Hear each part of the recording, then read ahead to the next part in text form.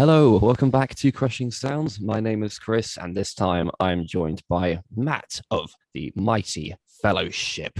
Thank you so much for joining me today, man. How you doing? I'm excellent. It's an absolute pleasure to be here, and yeah, it's the first time we had an interview in ages, so I'm sort of getting used to it as we go again. But it's That's really nice to be here. that's all right. I've got things to get used to as well because people watching might not realize this is not my usual place of residence. I'm away, hence why change of scenery. I'm holding the microphone like a BBC sports presenter. So, yeah, yeah, Weirdly enough, I'm actually in the process of like moving house, like today, tomorrow.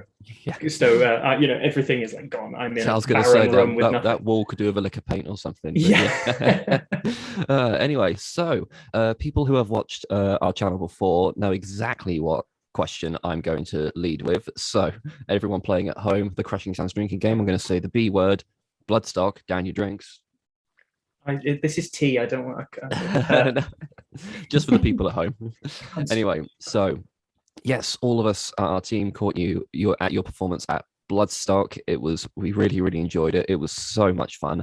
I know it's a little while ago now, but how did that show go for you guys? It was completely surreal to be playing it because that was our first show ever. We've never played as a unit before, so yeah, we'd literally had two rehearsals. Maybe was it three rehearsals prior to that ever? I'd met our rhythm guitarist in person, I think, three times in total prior to the show, just because we started just before COVID and then terribleness. But it was really fun. It was such a good experience, and everyone organizing it and who came to speak to us afterwards was so friendly that it was just the best experience we've had today. Yeah, wicked. Were you guys nervous before coming out for your first ever show? I think nerves kind of varied within the band. So weirdly enough, like I think the people who were most nervous were the people who made the least mistakes on stage. Always the way. And I don't tend to get stage nerves very much. I used to terribly, but I it's recently, especially with singing, I've sort of I subscribe to the idea that the experience of going to see a band live is and the experience of watching them and engaging in the emotions of being there is much more important than a band performing a song perfectly. And I've kind of always subscribed to that mantra. So I have like a little defense mechanism where I'm like, as long as the vibe of the show is right, it's fine. So because of that, I was potentially slightly overconfident, and then I had an asthma attack on stage. So that was terrible. But the actual experience was, it was great fun. I was just destroyed afterwards. Yeah, fair enough. Yeah. I've been going to, me and my brother have been going to Bloodstock every year since 2017. I can't remember the last time we saw the new Blood tent that full. It was ridiculous. So congratulations on that show, man, because it was really good. Really good. It was nuts because like we got on stage beforehand. We were looking out, and there was like between shows, everyone leaves, and it's the new Blood stage. So if there's like therapy were just starting on main stage, and we were like, they're an old band, they're gonna have loads, everyone's gonna go see therapy.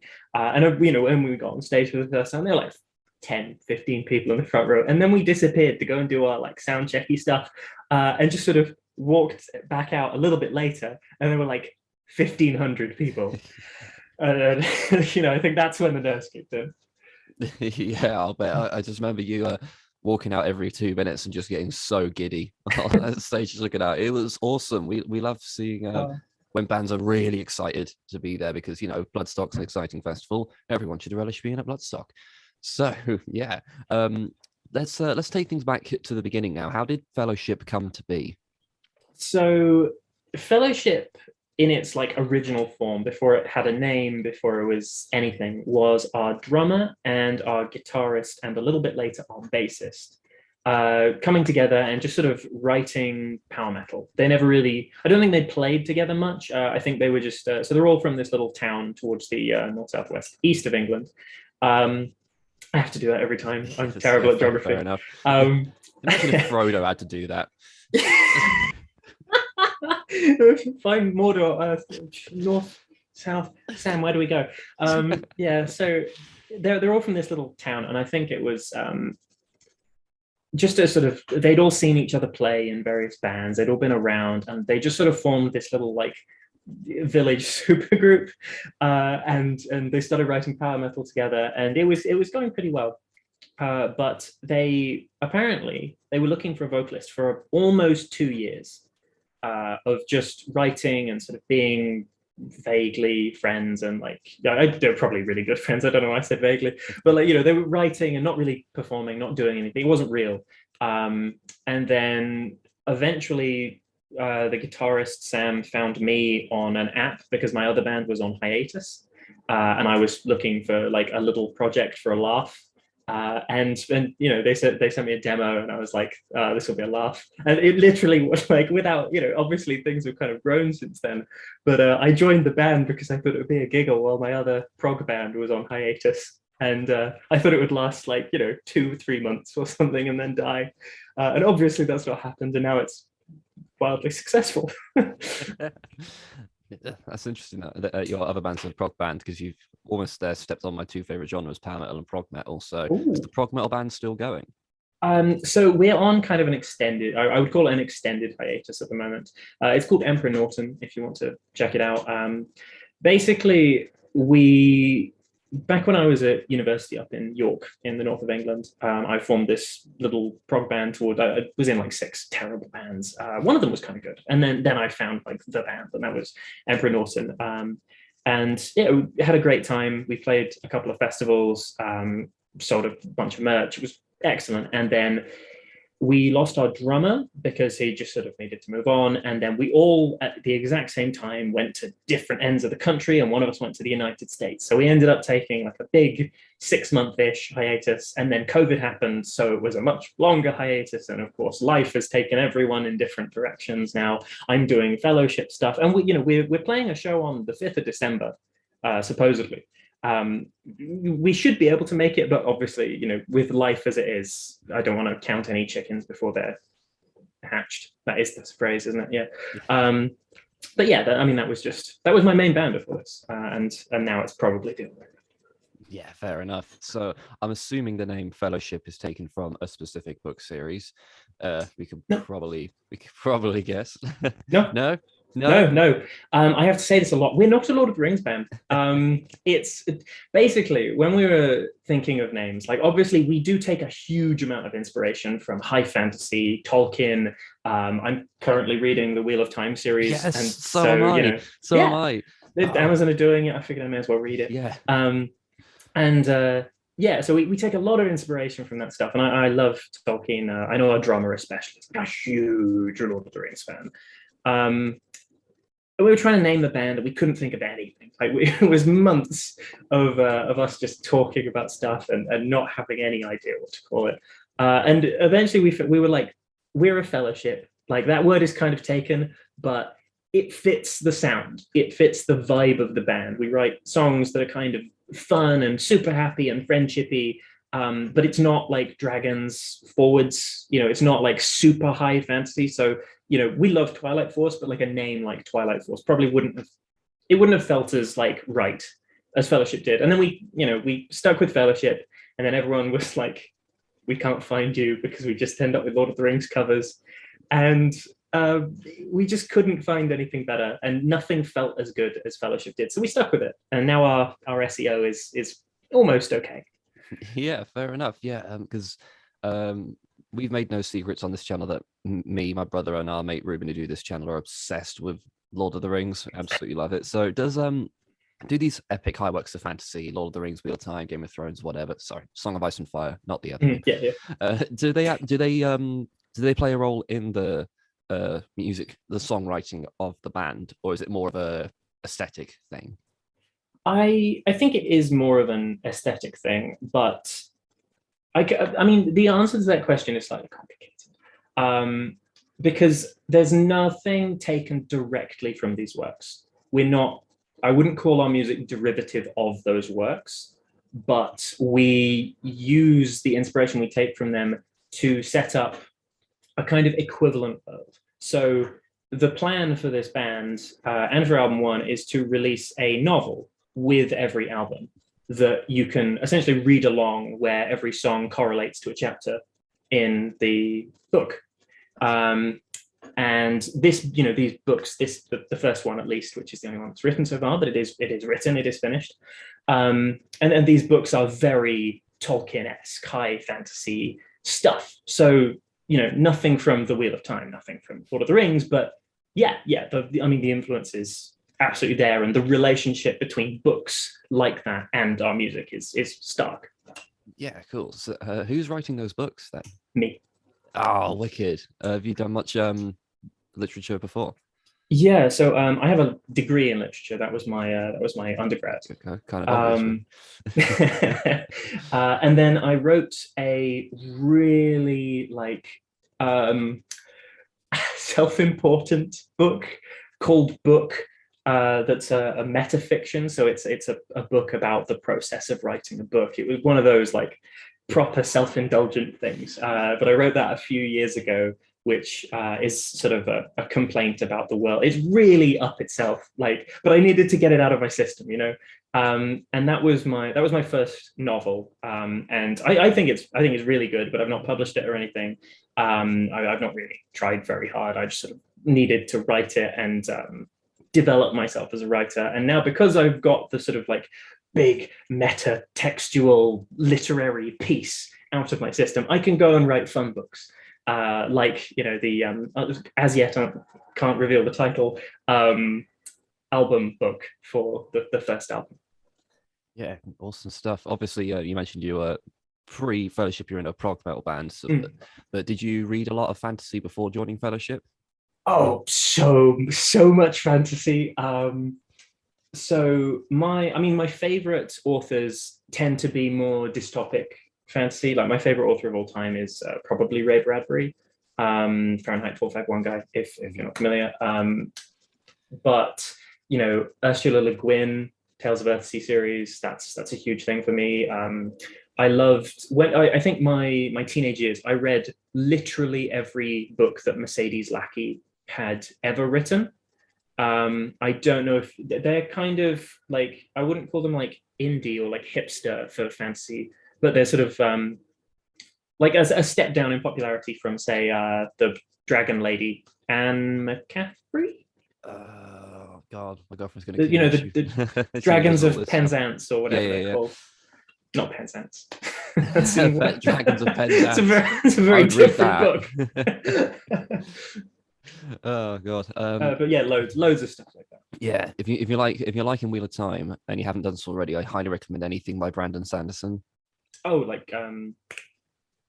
Mistborn, Stormlight Archives. Yeah, those ones. I keep being recommended. I remember one of my friends was obsessed with the new one that released 3 weeks ago? Question mark. I think the fourth Stormlight book was about 2 months ago or something. Yeah, something like that. Time is a blur. Yeah, I'm not even. He's people calling him that. They always call every author the next Tolkien, but he stands a shot of actually being the real deal. But anyway, so back to music.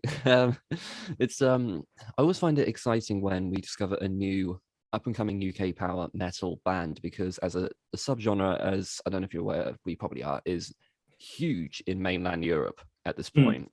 But it never feels like it's really got its foot firmly planted in the UK. I remember Spotify shared a few months back their top 20 most listened to power metal bands, and the only UK ones on that list were Dragon Force, of course, who are at number 2, and Glory Hammer at 15, but I expect that to start going down very shortly. So we're not going to get into that. Obviously, you guys and the guys at Battleborn, for example, prove that there are plenty of power metal bands in the UK, but in terms of the big bands in the genre, it's never really quite taken off. So a very loaded question coming at you now. Why do you think power metal has really yet to get big in the UK? I think there's actually kind of an easy answer to this. Power metal, for me, more than almost any other genre, other than maybe comedy music, is a live experience. I think power, like the vibe of bands like us, Twilight Force, Battleborn, like we're different bands live, regardless of the quality of the performance. Like the nature of the music is so uplifting. It's so in the moment. It's so it's the kind of music that makes you want to stand up and punch a wall, but like smile while you're doing it.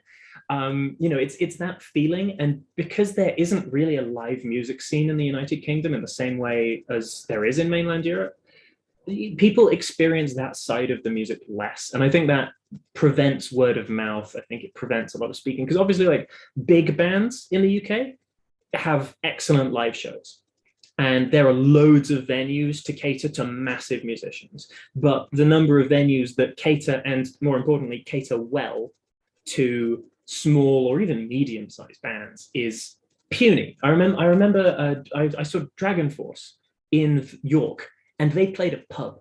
They literally played a sort of renovated pub, and it was tiny. There were like 60 people there, and it was like, why?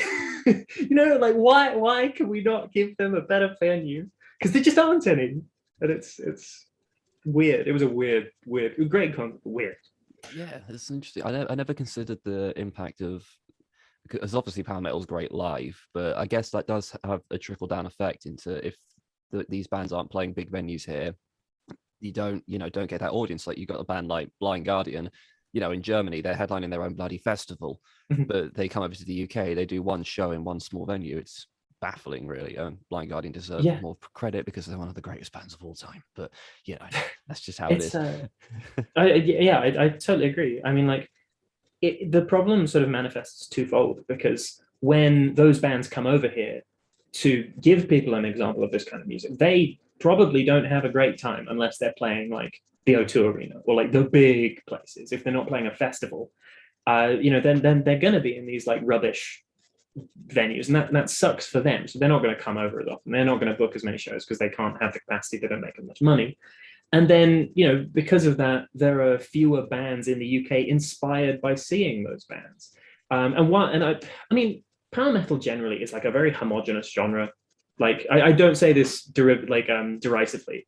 There's just like it's very it's kind of like trap music. That's a comparison you've never heard before. But like trap as a subgenre of what it is very defined by specific beats, specific tempos, stuff like this. And I think power metal shares a lot of those kind of like, you've got to maintain like a specific set of attributes in order to really be considered power metal. And because of that, I think a lot of the UK bands have sort of like deviated away in some capacity from that, just to try and make their music stand out a little, because it's got to be listenable as a digital file rather than as like a live set. So, the bands that play live and do really well and get the audience really like hyped don't come out of the United Kingdom. Whereas like the bands that are doing well in our genre, my personal favorite is, other than Battleborn, it's like Dream Troll.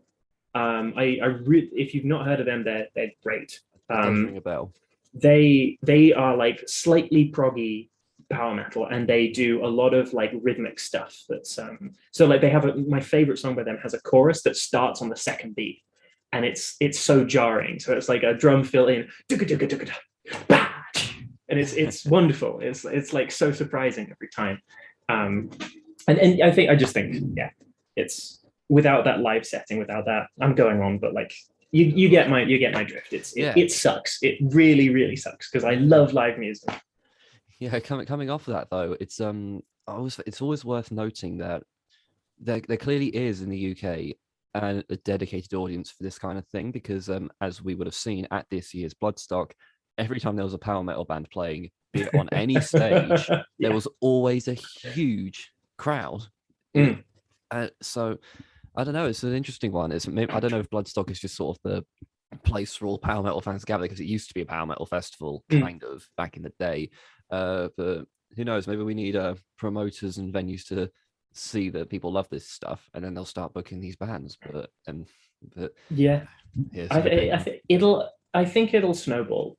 Like with we're on the come up, Battleborn are on the come up, and they're so good live. Like if anyone's heard their stuff, They are like I really like their songs. I really like listening to them, but they are a different band live in a way that we're not a different band live. Like I said earlier, we're a different band live just because of the vibe and stuff. But their performance, they were my favorite band of the weekend, like very very genuinely, including the main stage stuff. Other than I loved Svalbard, I loved seeing Svalbard, but yeah, Serena's so good.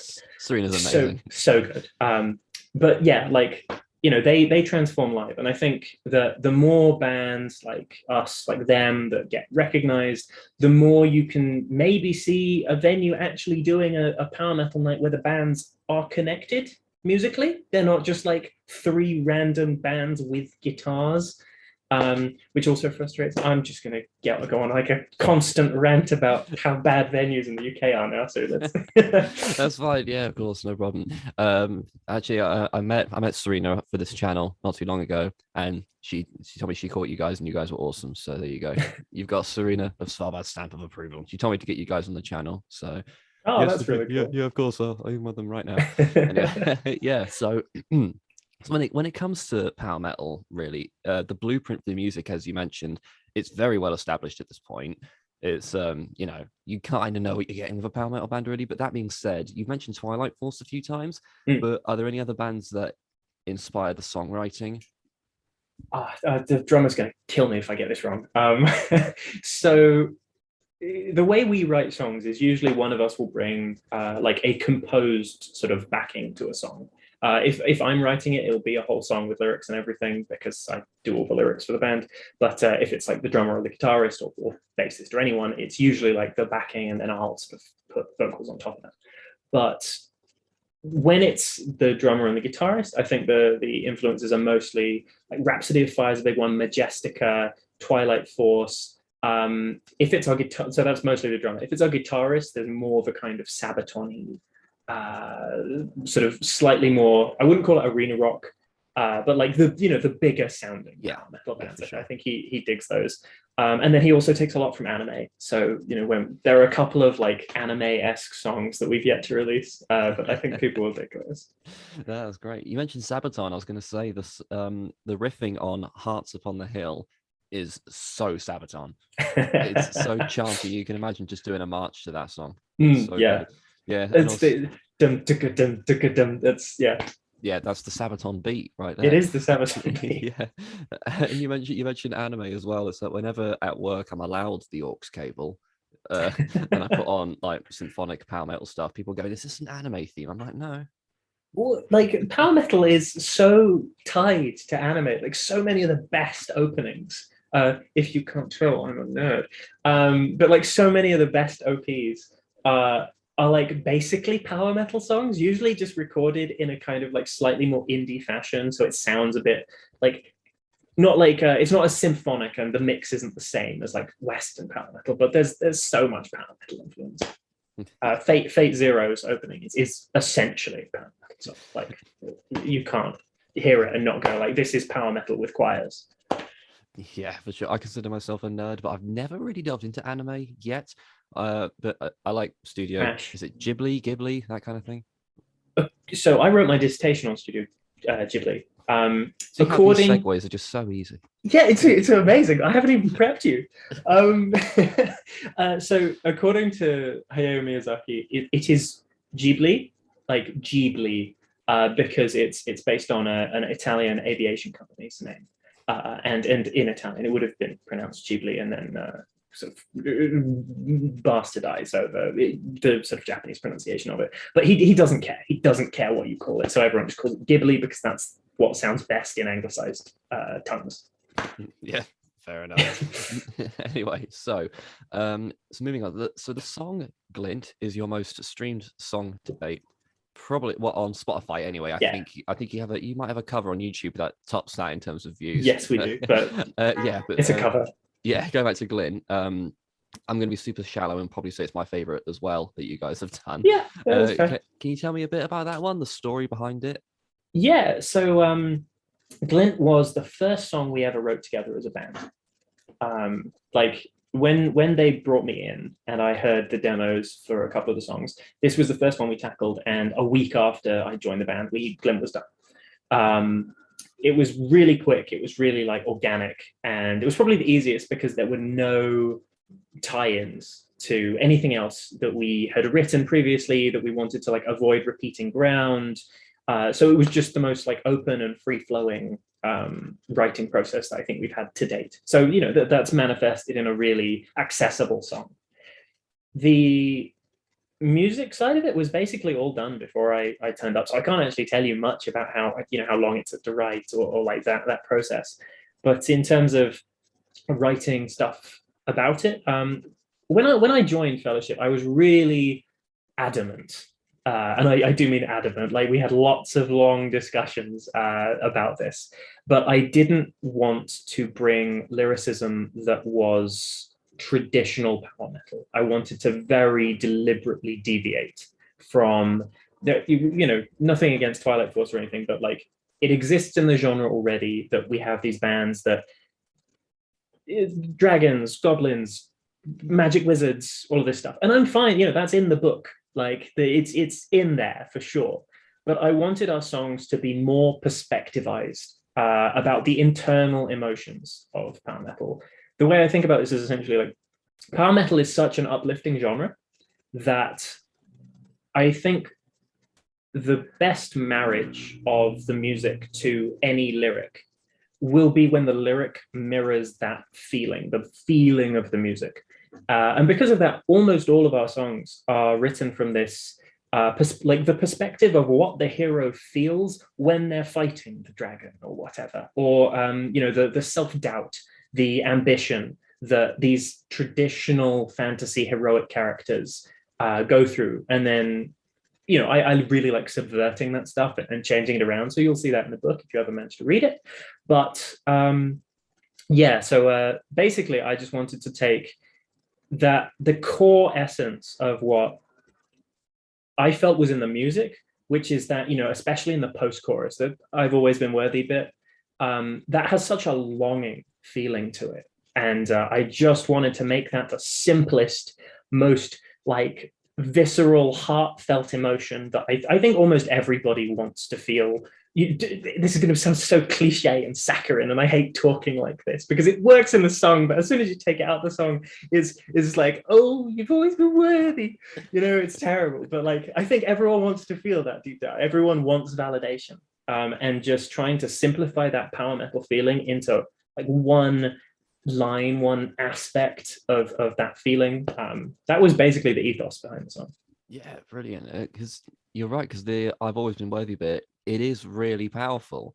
I don't know if it's, you know, the melody that you wrote or the words themselves or what, but you know, something about it, it does hit home, and you can either view it as a typical fantasy thing, like I'm the worthy chosen one, or Yeah, in the deeper ways that you described there, which is awesome. So yeah, awesome stuff.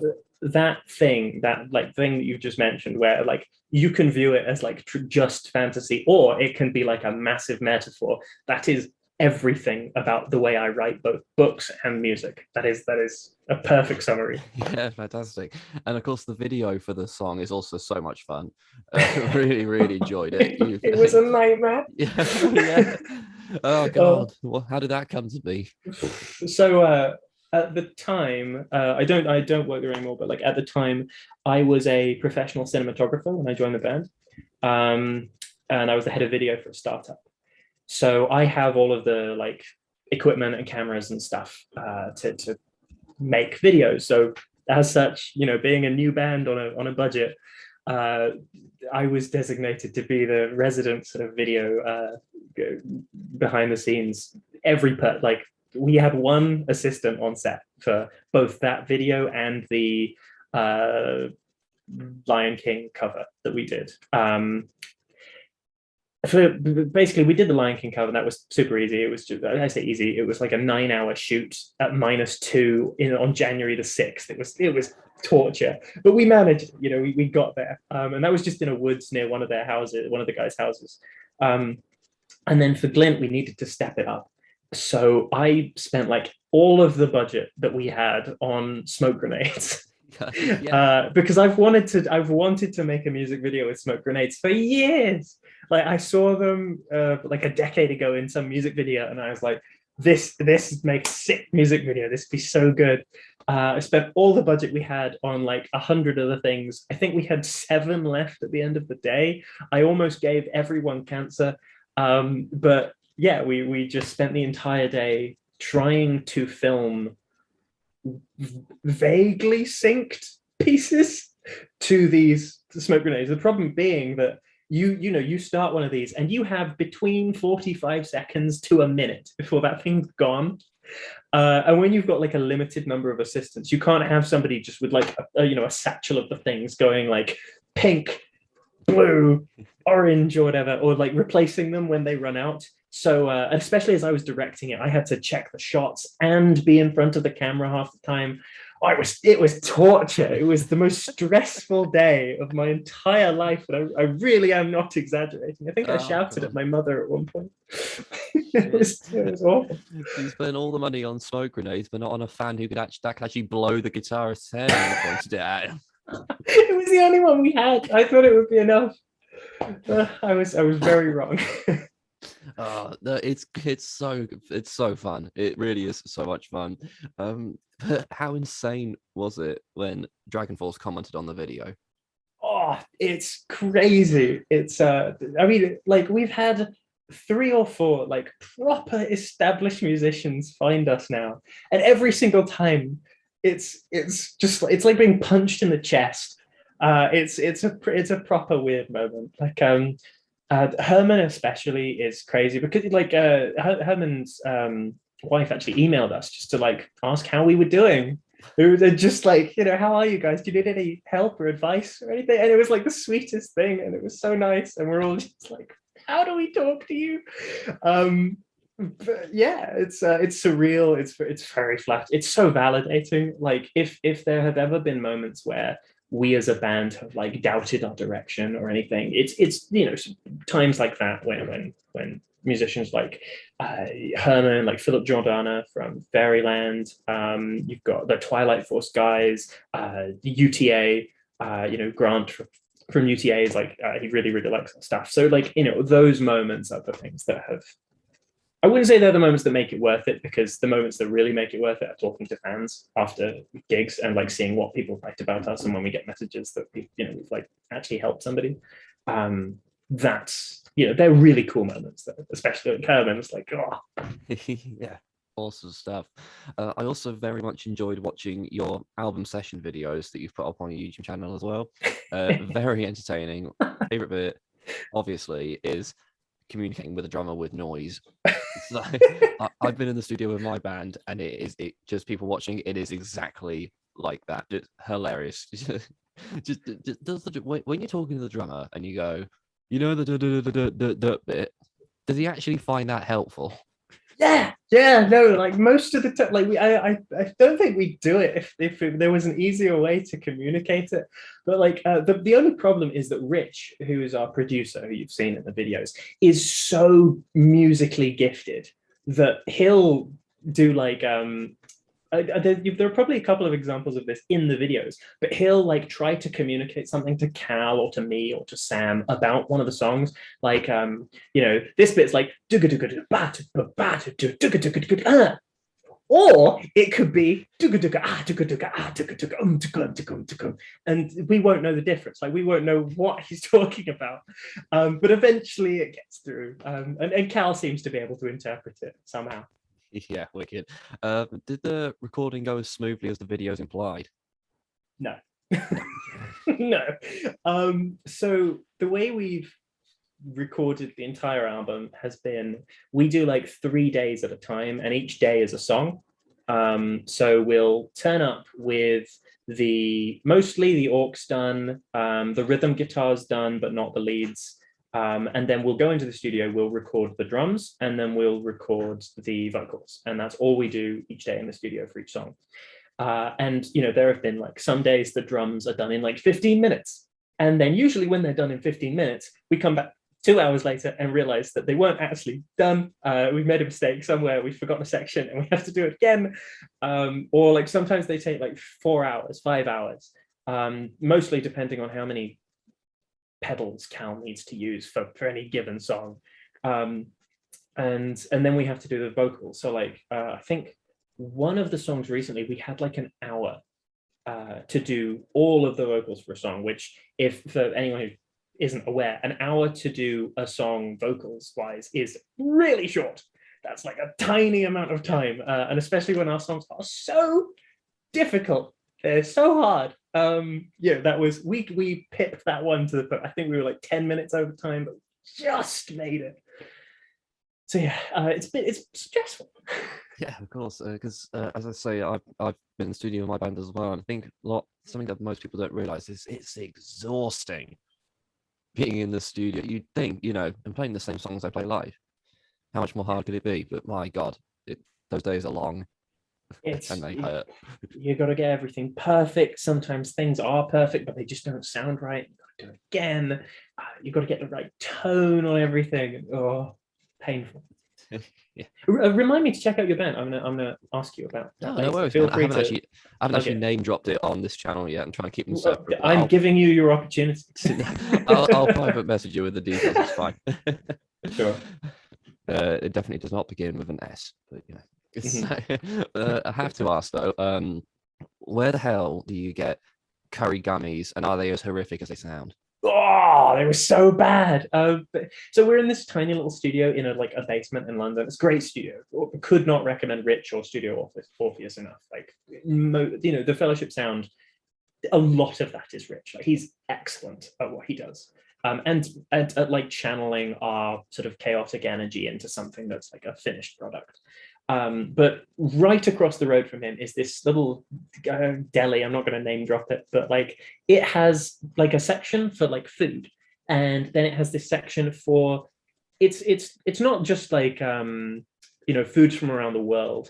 It's just random stuff, and it changes almost every time we go. There's like sometimes there's curry gummies, sometimes it's just like a wall of vinegar or something. Other times it's been like I don't know if the guy just finds this stuff, but this one time it was like the weirdest section of spices I've ever come across. Like you could buy like a kilogram bag of spirulina and stuff, and it's like, why? And we just go to this wall every time, and we're like, I'm gonna find the weirdest thing I can and eat it. So yeah.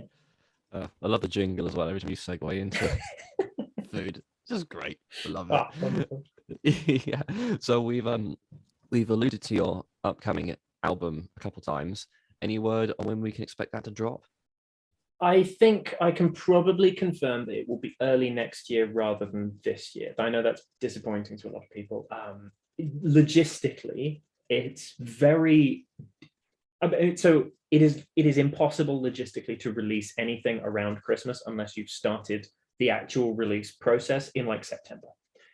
You have cutoff dates, usually either the end of October, beginning of November, and we almost certainly won't make those cutoff dates for shipping. So it will almost certainly be next year at this point. Early next year, the album will officially be like mixed and like totally done and ready to go as soon as it's been like packaged or whatever. At the very end of this month, I think literally on Halloween, is our like final mixing day. That much I can reveal. But all of the song, everything is done. We just got to make sure that the masters are correct, and then we've got to send it to people. Yeah, but all the recordings done, all that. Everything's done. So it's pretty cool. If I'm gonna say, it's a good album. We're very proud of it. Kick ass. Yeah, I'm very excited to hear it. Definitely going to look at it for this channel for sure. So I did have a question for yourself specifically. I'm sure a lot of people will have seen your interview on the channel Charismatic Voice when she went and to Bloodstock Festival. Really random, quick question out of the way. I'm a big fan of hers. Is she as cool as she seems in real life? Yeah, she's excellent. I'm a vocal coach outside of Fellowship, and I have been for years. But I didn't go into that interview expecting to learn things, and I did. She knows her stuff. Like I mean the amount of off the cuff knowledge that she holds is truly incredible. And she's just really nice at the same time. Really, really cool to talk to. Super fun. I had a great time.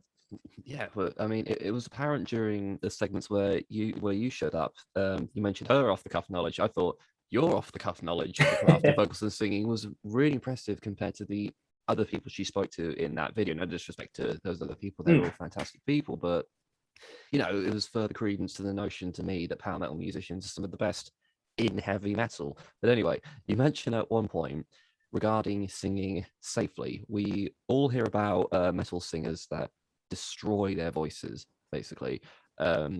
Most people assume that's from doing harsh vocals incorrectly, which of course that can be extremely dangerous thing to do, but can intense clean vocals in power metal be as dangerous as doing harsh vocals incorrectly? Absolutely. I think that I can actually extend that to just intense, standard, clean vocalizations can do damage regardless of your genre. It's not just about power metal. And I think, in all honesty, the clean singers in power metal might actually be singing more healthily, generally speaking, because the rudiments of hitting the stratospheric high notes, being able to do that in the first place requires a level of technique that is generally healthier. It's simply not possible to brute force those notes. This is going to get very, very nerdy for a second. I hope you'll bear with me. But it's a huge myth, especially in choral singing, that in order to hit high notes that sound powerful, you actually need to have lots of air. You need to really go for it. But that is the opposite of true. You actually can't hit those notes if you are brute forcing it, if you're going really, really hard at them. You have to reduce what you're doing massively and then build your ability to, I'm not going to say the word push, but sort of, volumize those notes over time. But even when you're doing, even all of the highs on this album, the most powerful, top G that I'm going to hit in Glint or whatever, I am not actually using that much. I'm not pressing. Whereas in other music, in a cappella is a really bad one for vocal damage. People push a lot of air through their vocal cords and voice, and they end up thickening their cords. And that's it's the same as any muscle in the body. If you overuse it, if you misuse it, it will develop in a way that's either unhealthy or gets in the way. If you lift something in the wrong way, you're going to build the muscle and it won't mutate, but it will become slightly malformed and it won't work as well as it usually does. You might experience muscular torsion or tearing, stuff like this. And the vocal cords are exactly the same, but you don't actually have any nerves in your vocal cords. You can only feel the effect on the muscles around them. So when you put your vocal cords through something that's to anywhere else in the body would be painful, you can't actually feel that. You can only feel it when it affects the muscles around your cords. And because of this, I think all clean singing can do a huge amount of damage. With power metal specifically, because I know that's what we're asking about, depends entirely on the singer. Tommy Johansson, flawless. I can't do what he does. His technique is, unless I hear him live, it's secret garbage. It's just all production, which it definitely isn't. That is excellent. I think the risk of doing stuff like Tommy Johansson does is that because in the same way as doing something bad will make your muscle develop in a certain way, doing something good also, singing properly makes your muscles develop to be able to do the things that you do regularly more easily. This is what happens to opera singers, where you've got an opera singer who's working for 30 years. I think Lawrence Brownlee is the best example of this, where he cannot turn the operatic sound in his voice off anymore. He just can't do it. His voice has developed that style of singing so much that is all his voice does. And I think the biggest risk for power metal singers is actually just not being able to shift out of that stratospheric kind of, I won't call it emotionless tone, but when you're doing those high notes, it comes out as very pure. There's often not that much vibrato on it unless you're Tommy Johansson. And the more you do that, I think the harder it naturally becomes to use the other parts of your voice to evoke emotions, your voice almost becomes too perfect. And I think that's a very real, actual danger for power metal musicians. Yeah, of course. Do you ever find yourself like watching singers like as an audience member and thinking, "Oh God, he's going to pay for that in a couple of years' time"? Yes, constantly. I get a thing called that. I think a lot of singers get, where I have like phantom pain. If I'm watching somebody or hearing somebody sing and they're doing something that's like patently bad for their voice, I can't actually listen to it or watch it for very long. I get it. I'm not going to say it like actually hurts, but I can like feel what they're doing, and I think I subconsciously mimic what they're doing with my throat, and I actually have to leave sometimes. It's really bad. Oh God, yeah, fair enough.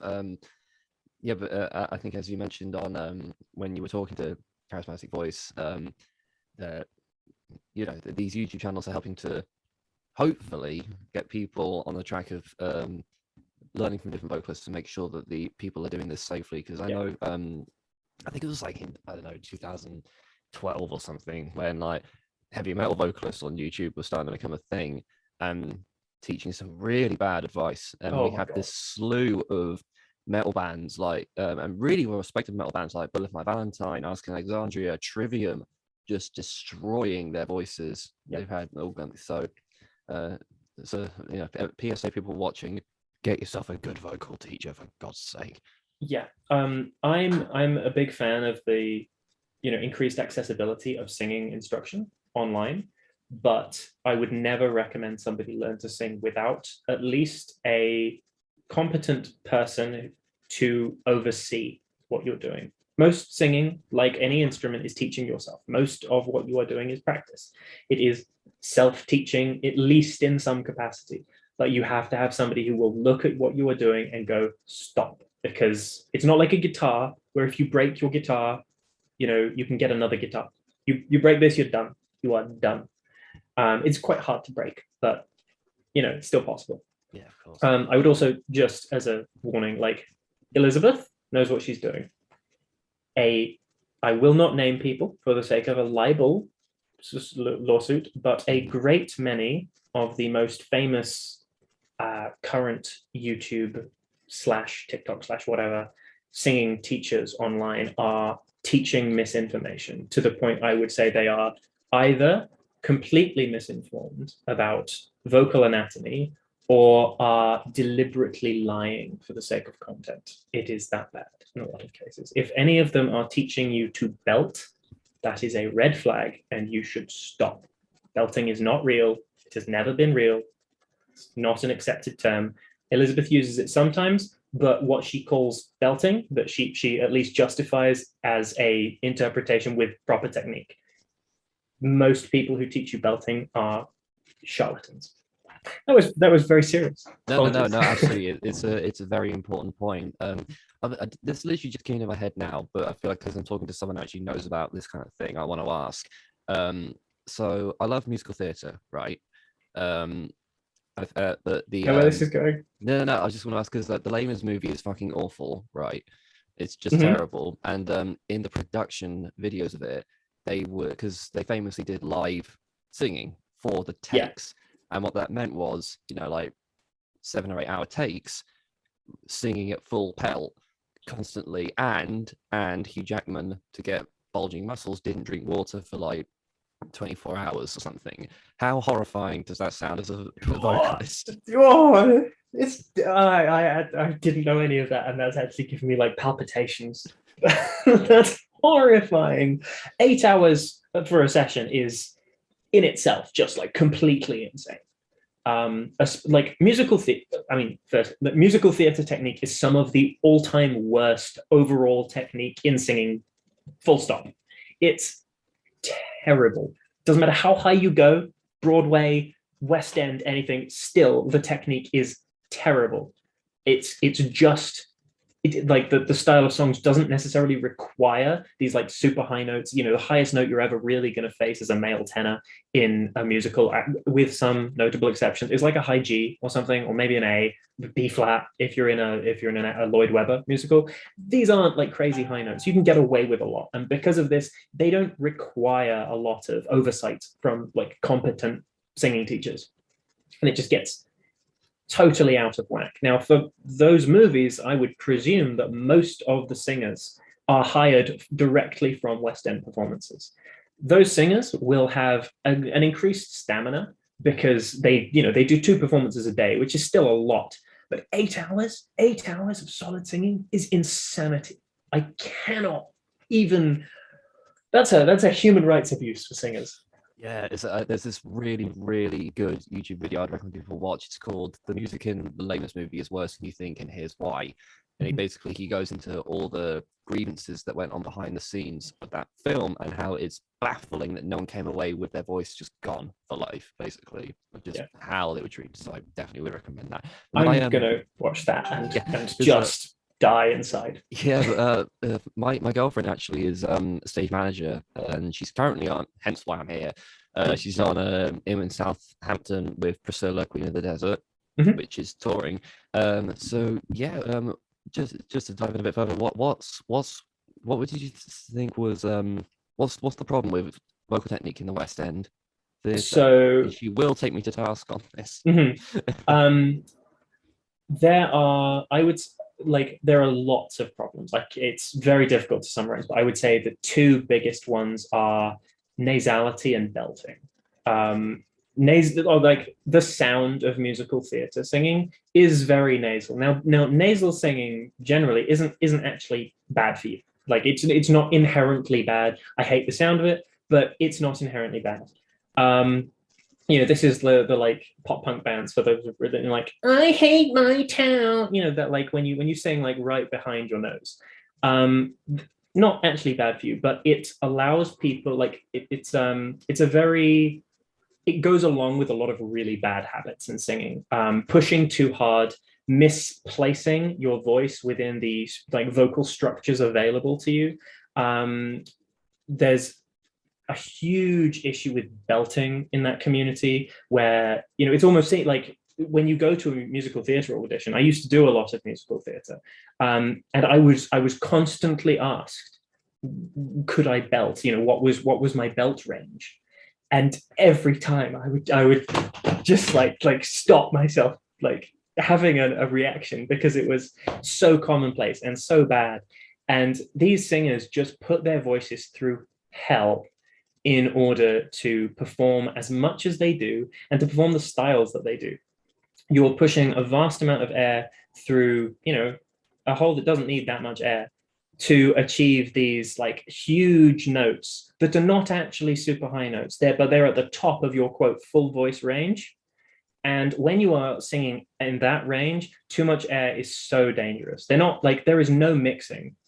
Sorry, I'm going way off track. Basically, I'll slow this down and not like rant about it, so it's actually useful. In at least the male voice, and to some degree the female voice, there are typically thought of as sort of 3 sections of the voice. You have your full voice range, which is like the lower range, is typically what most people speak. Then you have a passaggio or a sort of mix range. In opera, it's called the passaggio or the passage, but I think there's a very unhelpful term. You have a mix range where your voice takes on a different tonality. It requires slightly different approaches to hit, but this has a lot of crossover with full voice. If you blast it, you can push some of these notes out with full voice. And then you have super high, which is like power metal range.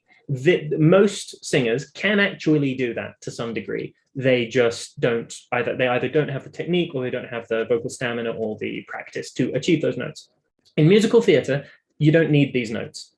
You only need the notes that are in the mix range and have crossover. And because it's musical theatre, because it's live performance, they blast these notes, and very, very few of those singers end up mixing properly. Some of them do, some of them are great. The current cast of the Book of Mormon, like I went to see that relatively recently, just before COVID. There was nothing egregious there. It was actually really high quality, and I was super surprised. It was excellent. I also went to see the Prince of Egypt, and it was the opposite. And yeah, there are issues to see that. No, the show was good, but like just singing wise, there were a couple of things that really bothered me. But that happens in everything. So I hope that was vaguely instructional. Yeah, that was awesome stuff. So we're where am I? Yeah, there we are. So I was wondering if you could just tell us your journey as a vocalist, because it is a very fascinating, inspiring one, in my opinion. Oh, thank you. So when I was like 2 or 3, I had very little engagement with singing. I think someone like had once. I don't think I'd actually had any engagement with singing. Honestly, I don't think I'd done anything. And then I was in a car crash when I was 5, and I had PTSD from that car crash. Totally lost my ability to speak for a period of time. I don't actually know how long it was, but as part of the therapy for that, I was given, initially it was talking therapy. That didn't work, so they started to get me to sing and get me to like hum and stuff, and then use those vocalizations to encourage me to, back into talking, and that worked really well. Now, my mum decided to keep up these lessons after, or this therapy as lessons afterwards, because it turned out I could sort of hold the tune.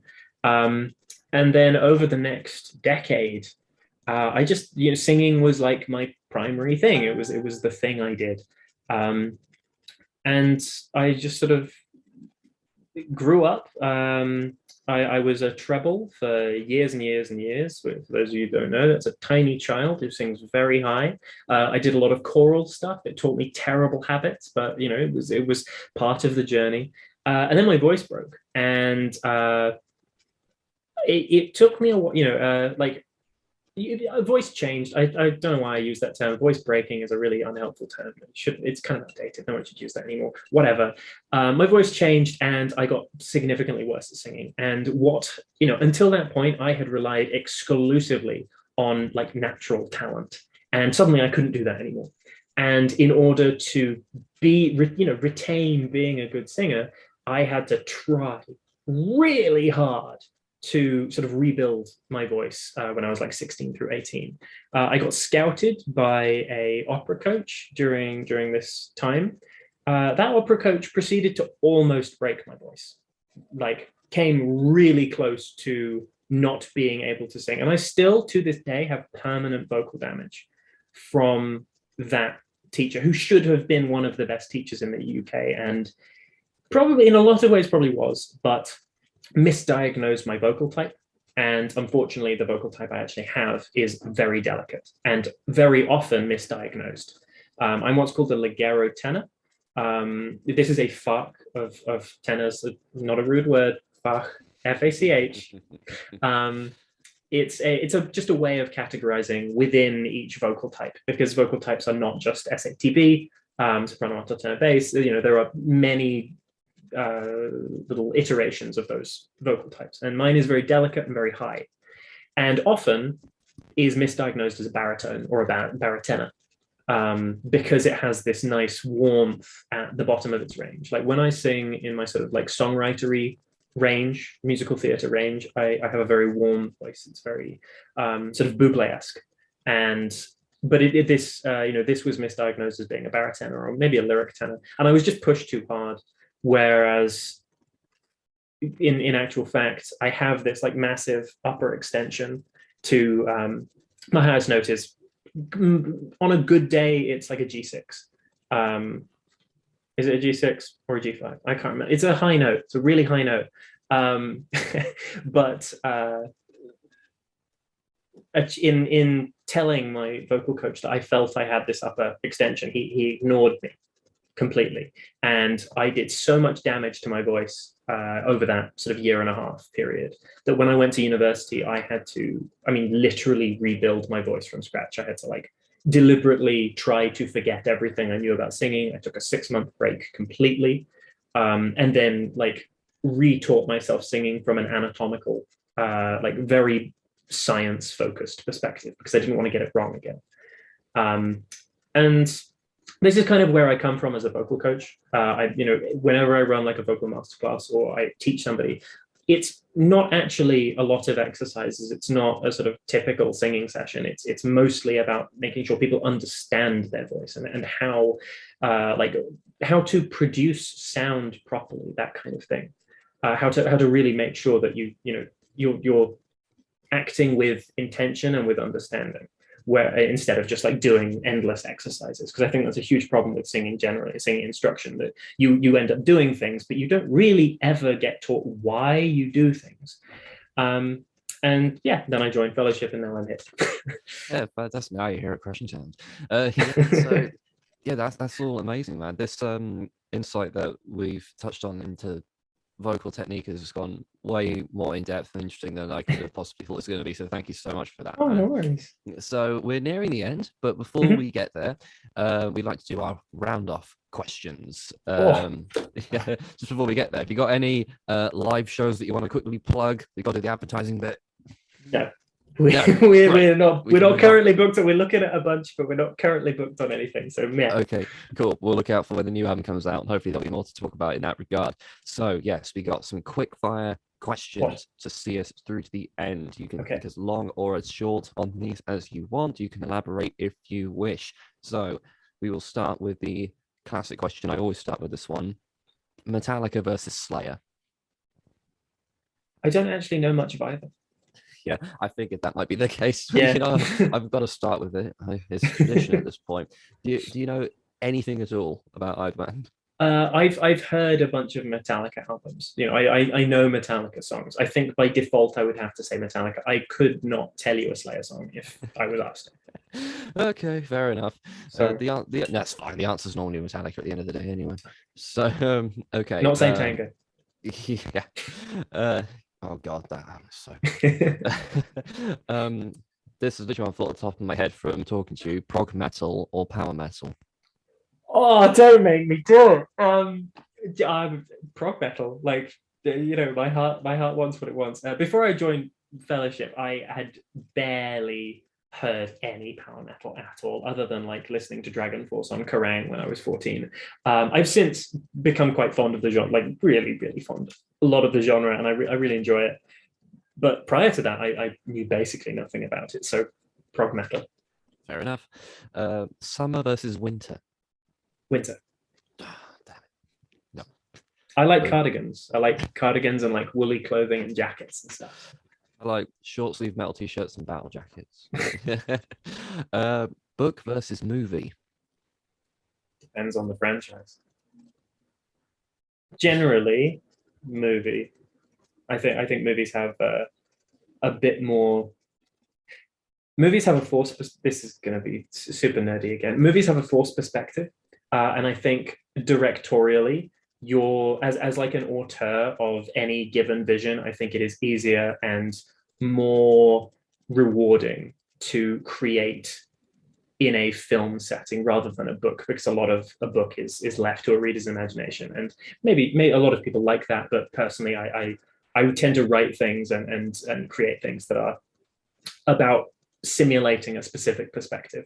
So I've immediately gone to this as a creator of art. I much prefer movies, but to read or watch, I don't really care. Probably movies. Fair enough. Going off of that though, favorite movie? Either Red Line or no. My actual favorite movie is Network, 1976. Okay, it's awesome. The best. Yeah, wicked. Favorite band / artist? More on Police currently. Special shout out to No More Kings. I'm pretty sure I had someone on the last interview say that band as well. So I should More on probably Police. Yeah. Oh, they're so good. They're so good. I should probably check them out. Oh, I got their LP, A Boat on the Sea, like a couple of days ago. They're one of those bands that like started and they were like the band they started as is totally unrecognizable from the band they are today. But their most recent album, not necessarily the recent singles, they're kind of deviation. They're a big deviation from what they do. I'm warming up to them, not crazy about them yet, but their last album is one of my favorite albums of all time. So good. I'll definitely stick that on the list. Okay, this is a fun one. Who would win in a fight, in your opinion? 100 hobbit-sized Balrogs or one Balrog-sized hobbit?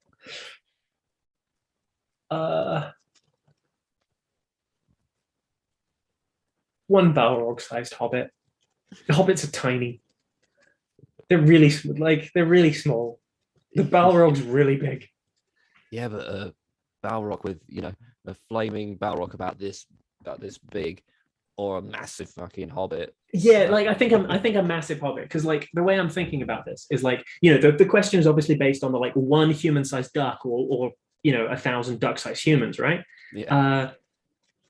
The ratio of duck to human there is like 6 or 7 times, right? But the ratio of hobbit to balrog is like 100 plus.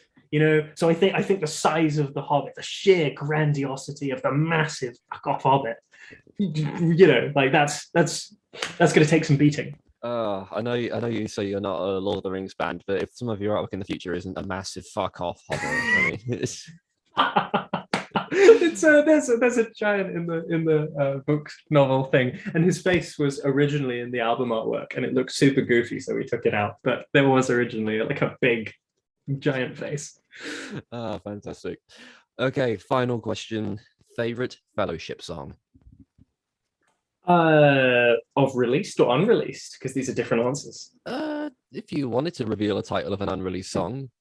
Yeah, sure I can do that. So we have a slow song, like a piano ballad called Silhouette, which I adore. I love this song. It's so good. And that's unreleased. And then favorite released is Glint. Like, Yeah, awesome. Post chorus. That post chorus is so good. So good. Really good. Anyway, that's all we've got today. So thank you so much again, Matt, for joining me today. This has been a really insightful interview, one of the best we've done so far.